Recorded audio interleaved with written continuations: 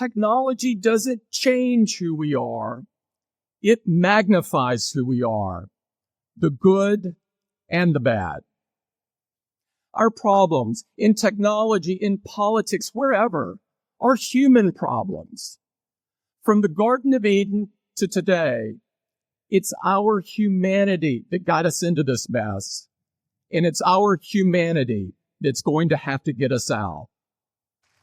First things first, here's a plain fact. Silicon Valley is responsible for some of the most revolutionary inventions in modern history. From the first oscillator built in the Hewlett-Packard garage, to the iPhones that I know you're holding in your hands. Social media, shareable videos, snaps and stories that connect half the people on Earth.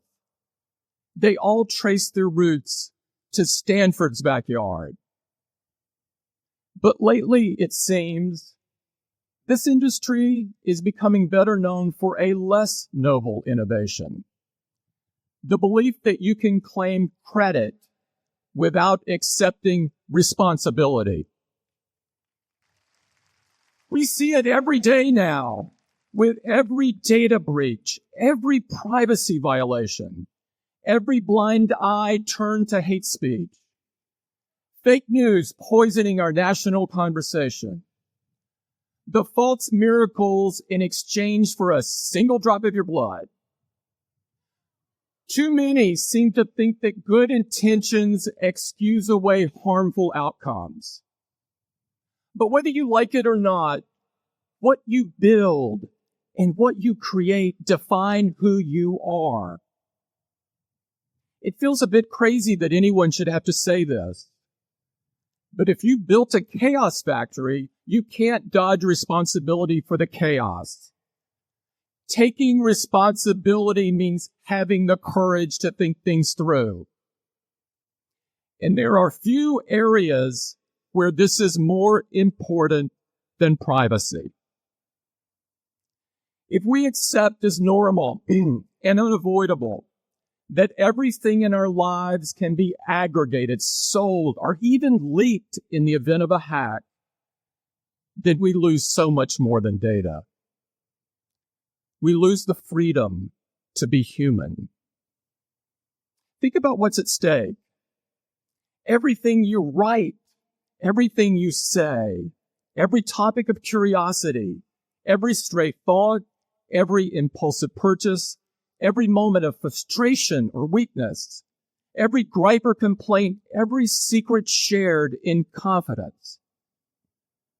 In a world without digital privacy, even if you have done nothing wrong other than think differently, you begin to censor yourself. Not entirely at first, just a little, bit by bit, to risk less, to hope less, to imagine less, to dare less, to create less, to try less, to talk less, to think less. The chilling effect of digital surveillance is profound, and it touches everything. What a small, unimaginative world we would end up with. Not entirely at first, just a little, bit by bit. Ironically, it's the kind of environment that would have stopped Silicon Valley before it had ever gotten started.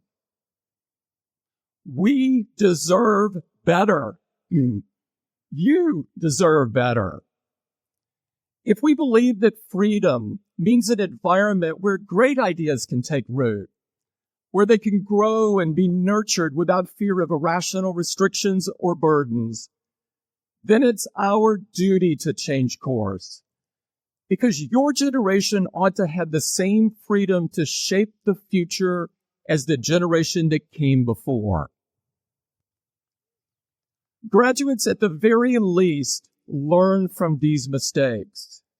If you want to take credit, first, learn to take responsibility.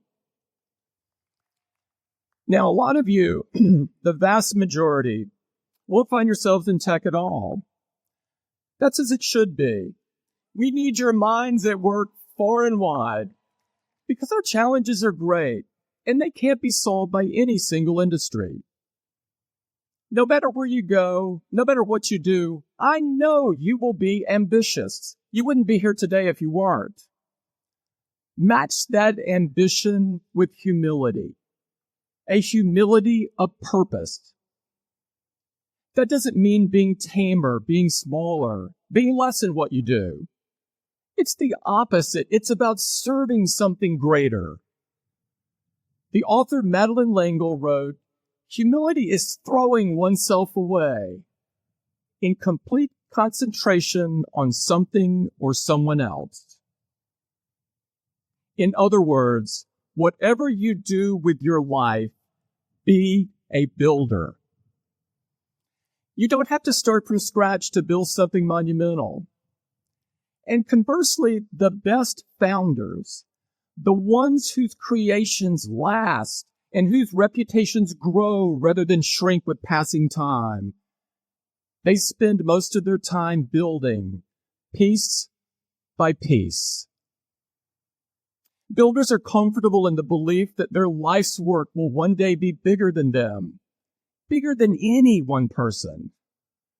They're mindful that its effects will span generations.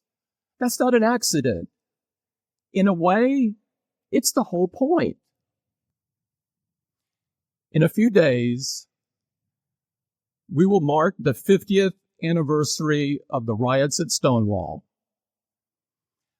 When the patrons of the Stonewall Inn showed up that night, people of all races, gay and transgender, young and old, they had no idea what history had in store for them.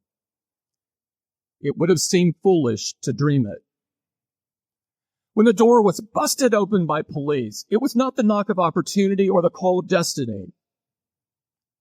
It was just another instance of the world telling them that they ought to feel worthless for being different.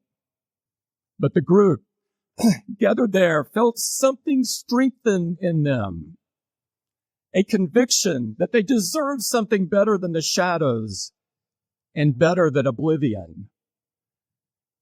And that if it wasn't going to be given, then they were going to have to build it themselves. I was 8 years old and 1,000 miles away when Stonewall happened. There were no news alerts, no way for photos to go viral, no mechanism for a kid on the Gulf Coast to hear these unlikely heroes tell their stories. Greenwich Village may as well have been a different planet, though I can tell you that the slurs and hatreds were the same. What I would not know for a long time was what I owed to a group of people I never knew in a place I'd never been. Yet I will never stop being grateful for what they had the courage to build. Graduates, being a builder is about believing that you cannot possibly be the greatest cause on this earth because you aren't built to last. It's about making peace with the fact that you won't be here for the end of the story. That brings me to my last bit of advice. 14 years ago, Steve stood on this stage and told your predecessors, "Your time is limited, so don't waste it living someone else's life." Here's my corollary. Your mentors may leave you prepared, but they can't leave you ready. When Steve got sick, I had hardwired my thinking to the belief that he would get better. I not only thought he would hold on, I was convinced down to my core that he'd still be guiding Apple long after I, myself, was gone. Then one day, he called me over to his house and told me that it wasn't going to be that way. Even then, I was convinced he would stay on as chairman, that he would step back from the day-to-day but always be there as a sounding board. But there was no reason to believe that. I never should have thought it. The facts were all there. And when he was gone, truly gone, I learned the real, visceral difference between preparation and readiness. It was the loneliest I've ever felt in my life, by an order of magnitude. It was one of those moments where you can be surrounded by people, yet you don't really see, hear, or feel them. But I could sense their expectations. When the dust settled, all I knew was that I was going to have to be the best version of myself that I could be. I knew that if you got out of bed every morning and set your watch by what other people expect or demand, it'd drive you crazy. So what was true then is true now. Don't waste your time living someone else's life. Don't try to emulate the people who came before you to the exclusion of everything else, contorting into a shape that doesn't fit. It takes too much mental effort that should be dedicated to creating and building. You'll waste precious time trying to rewire your every thought, and in the meantime, you won't be fooling anybody. Graduates, the fact is, when your time comes, and it will, you'll never be ready. But you're not supposed to be. Find the hope in the unexpected. Find the courage in the challenge. Find your vision on the solitary road. Don't get distracted. There are too many people who want credit without responsibility. Too many who show up for the ribbon cutting without building anything worth a damn. Be different.